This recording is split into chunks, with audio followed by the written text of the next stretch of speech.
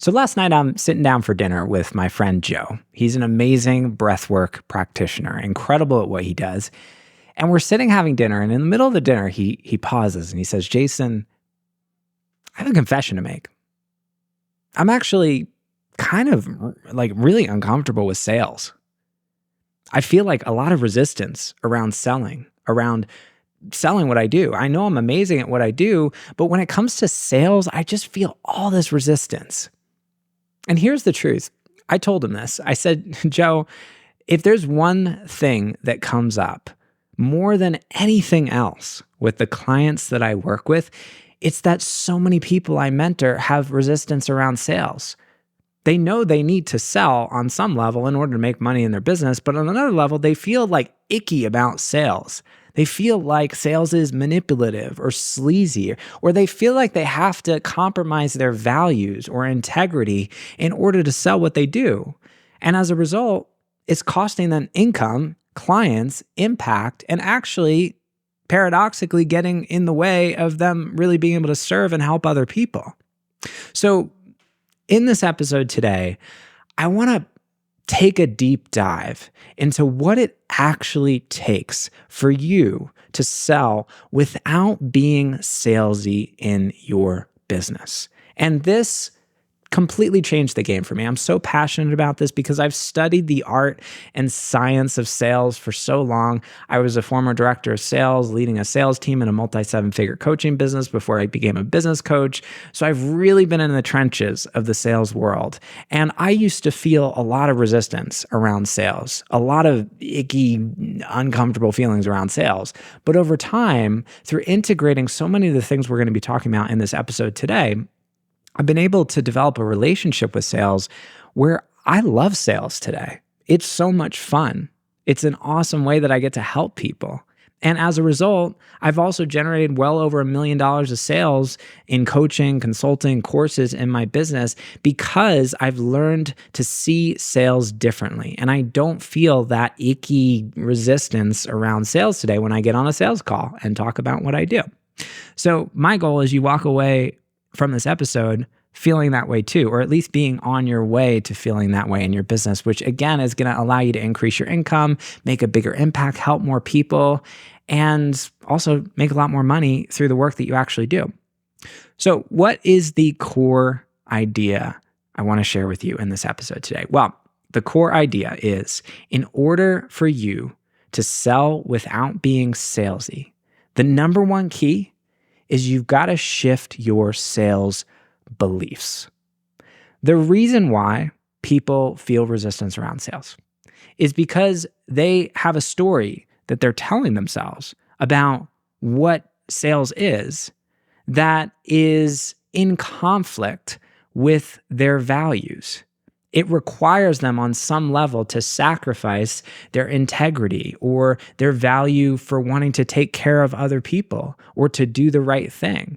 And so we have this cognitive dissonance, and so many entrepreneurs I meet have this, where on some level, we feel like we want to sell because it is helpful to other people, but we also have these other stories or these beliefs that we're essentially telling ourselves that sales is a bad thing, that sales requires taking advantage of people or manipulating people, or that we have to compromise our values in order to do it.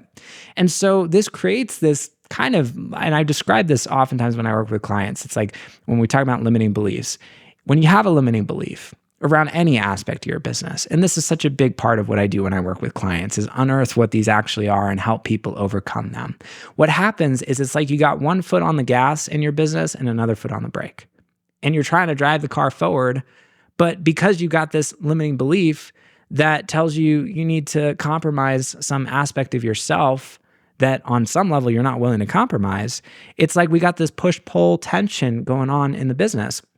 And for so many entrepreneurs, this is the thing that's actually holding them back from growth. So being able to unearth what these actual limiting beliefs really are and then overcome them is the key to being able to move forward in your business from a place where you don't feel like there's all this resistance holding you back. So you got one foot on the gas pedal and you're moving forward, and you're moving forward a lot more easily versus wasting all this energy because you got one foot on the brake, because you got this limiting belief or this story that you're telling yourself about sales or about some other aspect of your business that's holding you back. So overcoming sales resistance and learning how to sell without being salesy is really about shifting these sales beliefs. And that is what we're going to talk about today. So I want to talk about a couple of toxic sales beliefs first, because oftentimes these are probably some of the biggest beliefs that I find that get in the way when it comes to feeling a sense of ease around sales and not feeling like it's this icky, manipulative, salesy thing. So the first thing, probably one of the biggest toxic beliefs around sales, is this idea that sales is all about you. The goal of a sales call, when you get on the phone, is to convince somebody to buy your stuff. When you think sales is all about you, you will inherently resist it. Because when you think sales is all about you, it means that you basically have to manipulate and coerce and objectify somebody else in order to fit into your agenda. It's a completely self-focused game. And the people who think about sales this way, rightfully so, have resistance around it. Because if I think sales is all about me, then where does that leave you in our conversation? There's no room for you. There's no room for your desires and dreams and goals and challenges, and for me to actually even understand what you need and how I can help you. I remember having a conversation once with a guy who was stuck, I think it was around like 8 to 10K a month in his business. And we had a conversation and we were talking about how he viewed sales. And I said, well, what do you tell yourself before you get on a sales call? And he said, Jason, I tell myself, I'm going to close this deal.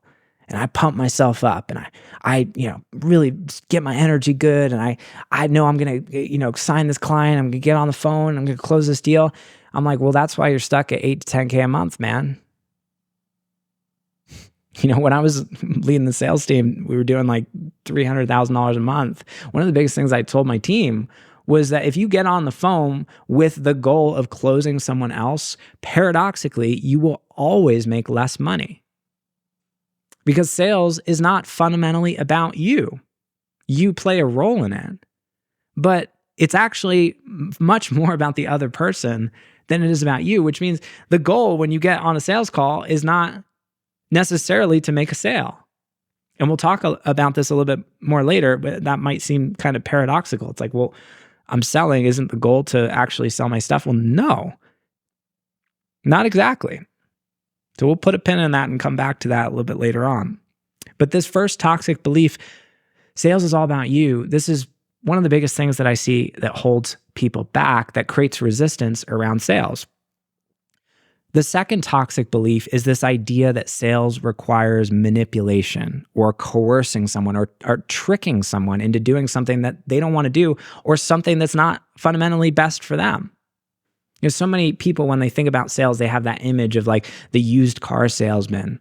It's coming out with the slick hair on the car lot, trying to, tell you, oh, let me talk to my manager to see if like we can get a little discount and do all sorts of like crazy, sleazy stuff to just get you to buy.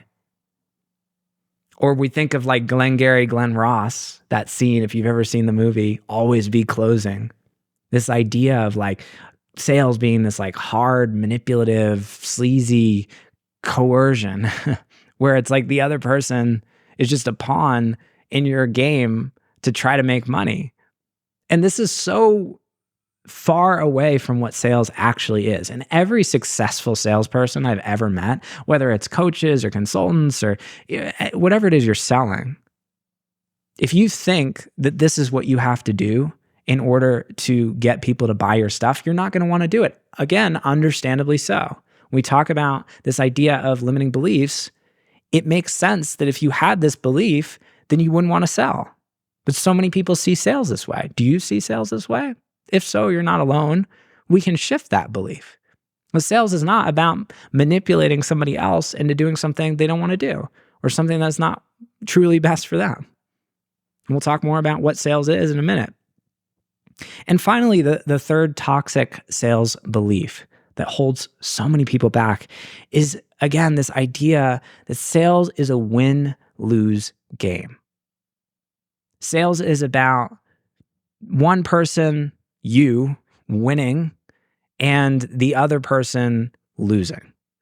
That in order to make a sale on some level, it means that somebody is worse off and you're better off. Again, if you see sales this way, you're going to struggle.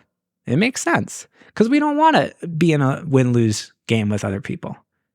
We care about other people. And if you didn't care about other people, you'd probably be like a psychopath. But you're not. You're someone with a heart. You're someone who cares about other people. Of course, if you think that sales is a win-lose game, you're going to feel resistance around it, right? So if any of this sounds like you, first of all, hopefully this should be validating. It's like, oh, wow, I can see some of these things. But also just to know that these are super common. You know, our culture, how we view sales, how we view wealthy people. There's so much programming around this in our society and our culture that trains us to see these things in a negative light.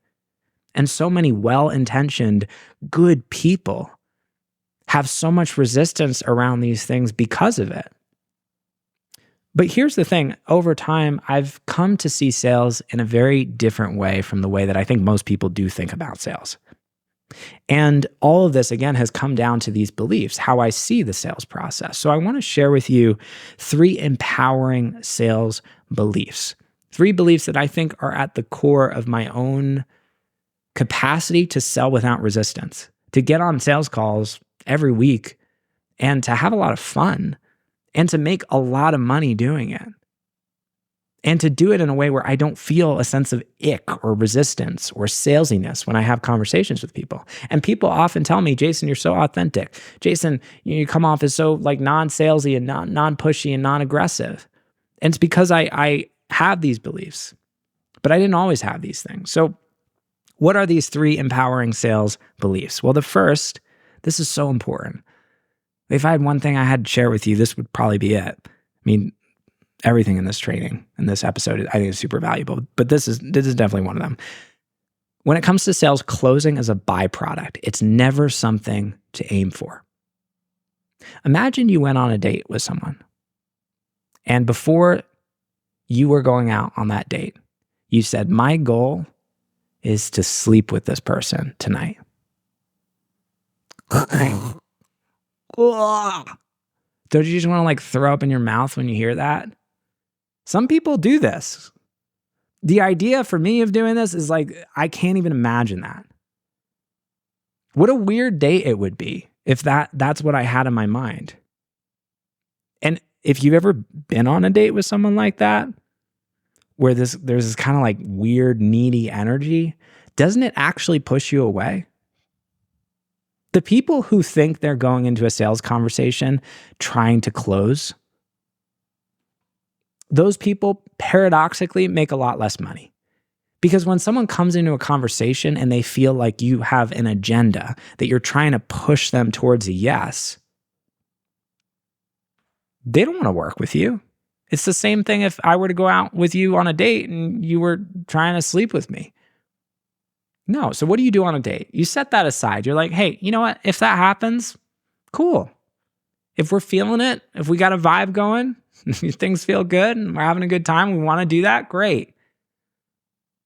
What's my focus on this date? I just want to get to know this person. I want to have a good time. I want to see if we can connect. I'm gonna hold, the outcome or the potential outcome lightly and just focus on that connection and building that relationship. Now, paradoxically, if you go into a date like that, if the vibe is there, you're probably more likely to end up spending the night with someone. But if you go in holding that as a goal, my God, it's just going to sabotage the whole thing. So this is how I see the goal of sales. It's not about closing. Like when I get onto a sales call, my inner dialogue is not, I'm going to close this person. My inner dialogue is, I want to understand this person. I want to understand where they're at, where they want to go, what their challenges are. I want to uncover what they really need to get from where they are today to where they want to be. That's my first priority. I'm not even thinking about myself. The first thing is I want to understand what this person needs. And then from there, I can ask myself the question, well, can I help this person? Are they a good fit for what I do based on what their challenges are and what the transformation is they want to make and what I think they need in order to solve that problem? So many people don't do this in sales and they wonder why they feel resistance around sales. It's kind of like if you were a doctor, you went into an office with a patient. The patient was sitting on the, crinkly paper on the chair, and you came in and you had a pill in your back pocket, and your goal was just like, how do I figure out how to get this pill in that person's mouth? How do I figure out how to push this pill on them? That would be malpractice, would it not? So what does a good doctor do? The doctor doesn't come in thinking, oh, I'm going to sell you this pill. At least good doctors don't.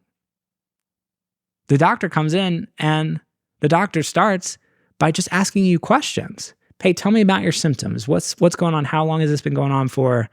When was the last time you felt better? What have you tried? They're collecting information to make a diagnosis. And then once they make that diagnosis, then they can say, okay, well, here's what we think is probably going to be, the best way to solve that problem. That's what a good doctor does. The same thing applies to the sales process. So not going into a sales conversation thinking you're going to close someone is really important. And if this is what you think sales is, then obviously you're going to feel resistance around it. Shifting the intention and the focus around a sales conversation from closing to diagnosis is probably one of the biggest keys to starting to melt away that sense of resistance or that ick or that sense of, I feel sleazy when I'm going through this conversation because I'm really just trying to sell my stuff. Super important. This is so big. This really changed sales for me too. Hey friend, hope you're enjoying this episode of the podcast. And before we get back to it, if you're an established online business owner who's serious about unlocking your next level of income and impact and growth in your business, I want you to watch my free $1 Million online business training, where I walk through a 4-step roadmap I've personally used to sell well over $1 million of coaching, consulting, and courses online. It's going to make the journey of growing your business so much easier. I want to give this to you for free. All you got to do to access it is go to jasonmoss.com/growth. That's jasonmoss.com/GROWTH to get free access to this training right now. Now back to the episode. Number 2, such an important belief. I was talking to my friend Joe about this last night. He actually wrote this down on his phone. He was like, that really landed for me. A transaction is a gift. So many people see sales as a win-lose, but I see sales as an incredible opportunity where you're essentially extending the runway to someone else to allow them to exchange something of lesser value, their money, for something of greater value, whatever it is that you sell. In every good transaction, the only reason why someone's going to buy something is because they feel like whatever it is that you're offering them is worth more than you're asking them to give up. So in every business, essentially what we get to do, the gift that we get to give other people, is allowing them to exchange something that's inherently less valuable or useless. Because let's talk about what money actually is. Money is stored potential. Money is not actually valuable in and of itself. The numbers on my bank account screen in my online banking don't do anything for me. I could just stare at the money on my screen all day, but it's not going to make me any happier. It's not going to add any value to my life. Dollar bills in my wallet. Who cares? It's just a piece of paper. It's completely useless to me. I can't do anything of value directly with that. But as a business owner, what you the gift that you give other people is you allow them to exchange that thing that's inherently useless or basically just stored potential for something that is so much more valuable, for something that's actually going to add value to their life. For your coaching program or for your course or for your service or whatever it is that you do, you allow somebody to exchange something less valuable for something that's more valuable, for something that's actually going to make their life better. That is a gift. So the problem is that so many people see sales as this win-lose. They're so focused on what they're getting from someone else, the money that they're taking, quote unquote, from somebody else, they don't realize that the thing that you're actually giving somebody else is way more valuable than the money that you're asking for. When I ask people to sign up for my programs, I know if they apply the things that I teach them inside our accelerator program, our one-to-one coaching with me, they're going to make 10 times, 50 times, 100 times their investment, just like I have. I mean, there's a reason I've invested $200,000 plus into business coaching and mentors and people to help me grow. It's because, those things have allowed me to generate well over $1 million in a very short period of time, and will extend into the future and allow me to generate tens of millions over the next however many years. So this, by the way, doesn't just apply if you're selling make money offers. Whatever it is that you do, this is the key is seeing every transaction as a gift. The only reason a transaction is going to take place is because it adds more value to the buyer. That's what's so cool about business. We're creating more value for other people. You get paid as a byproduct of that. So seeing every transaction as a gift, seeing this as not like I'm taking from other people and they're going to be worse off because of it, but recognizing that this is going to bring more to this person than what they're being asked to give up. That is a big key to melting away a lot of the resistance that so many people feel around sales, because you start to see this as a win-win game, as a game where both people end up better off. What a gift. What a gift. That's so cool that we get to do this through sales. Okay, so that's number 2, empowering sales belief. Number 3, this is a big one too. I love this because I am someone who deeply cares about other people. And I love that I get to sell from a place of deep service. And this is one of the things that makes sales so fun for me. Because when I get on a sales call, the mindset that I have is sales to me is the act of putting somebody else under my care. That's how I see sales. Putting what's best for you above my own needs, which is not easy to do sometimes. But the reality is, in my best days, and more, I mean, I don't get this right every day. Sometimes I slip. I'm human like everybody else. But more and more, in sales conversations, like my real focus is when I get on a call with someone, it's not about me. This is about me truly understanding what's right for you and placing what's best for you above my own needs, which again, sounds good on paper, but it's possible to do in a sales conversation. And what does this look like? This is where it gets very interesting. Number 1, it means you don't let people buy more than they need, but you also don't let them buy less than they need.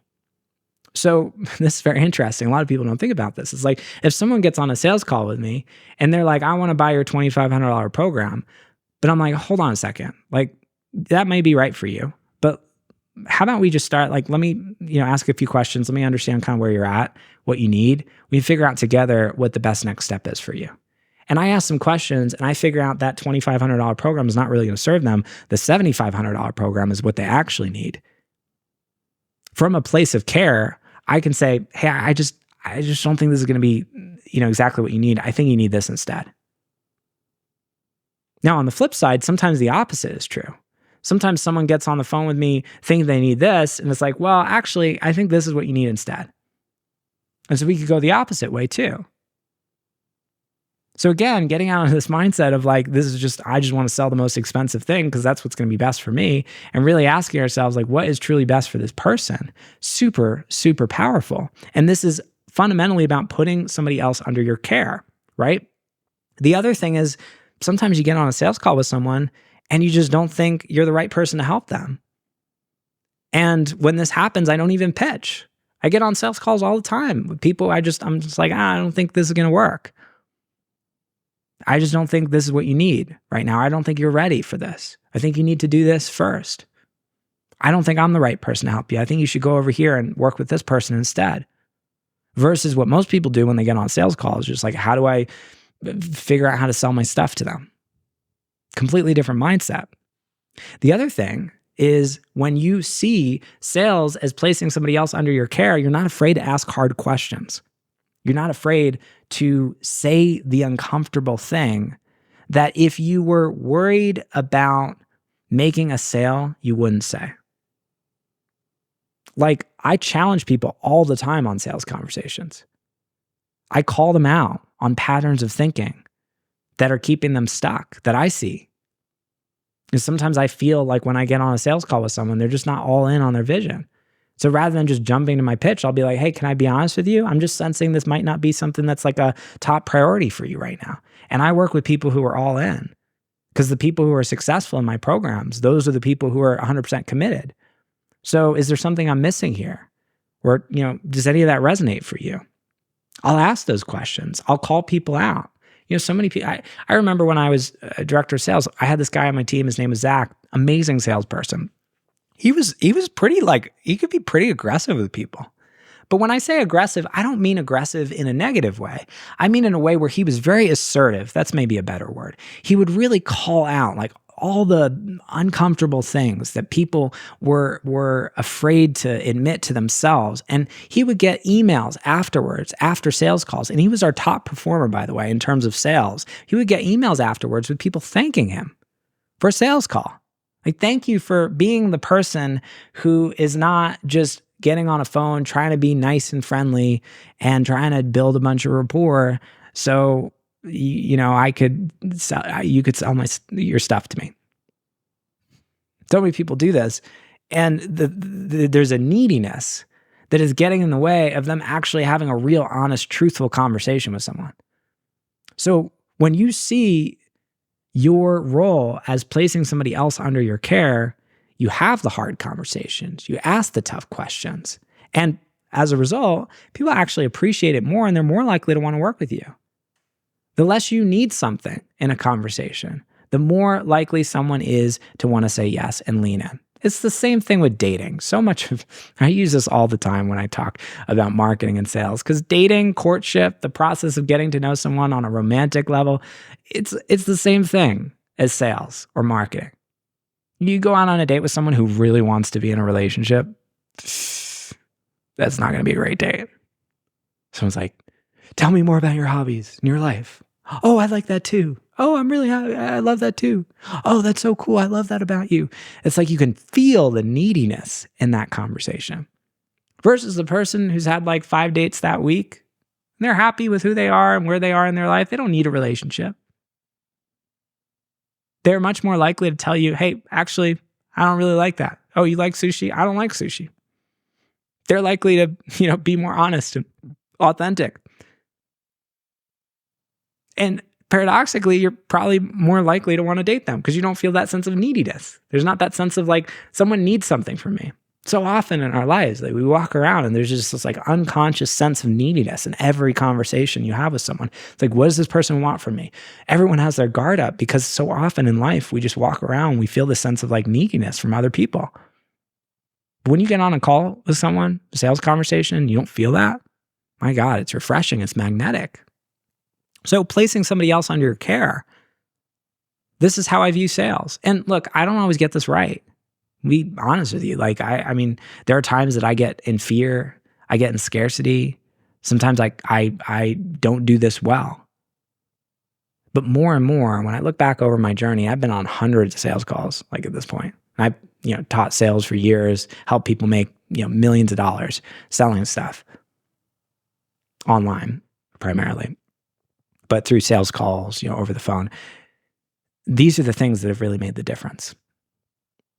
And when you adopt these empowering sales beliefs, in short, in summary, number one, seeing closing as a byproduct, not something you aim for, treating diagnosis, understanding where someone's at, getting to know them, what they want, what they need, figuring out what they actually need to get from where they are today to where they want to be, treating that as the primary goal on a conversation, not how do I sell my stuff. Number two, seeing that transaction with somebody else as a gift, as a way of adding value to their life, knowing that when they pay you money, they're going to get something so much more valuable in return. And that transaction becomes something that creates a true win-win.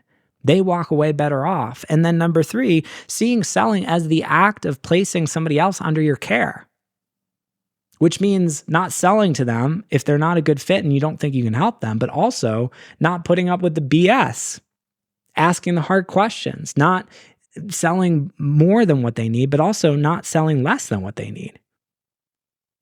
These empowering sales beliefs are some of the biggest keys to starting to see sales in a way that isn't salesy, that isn't manipulative, that isn't coercing someone into saying yes, but truly a generous act of service. When you feel this way, sales is so much fun. I love sales calls. I love selling stuff.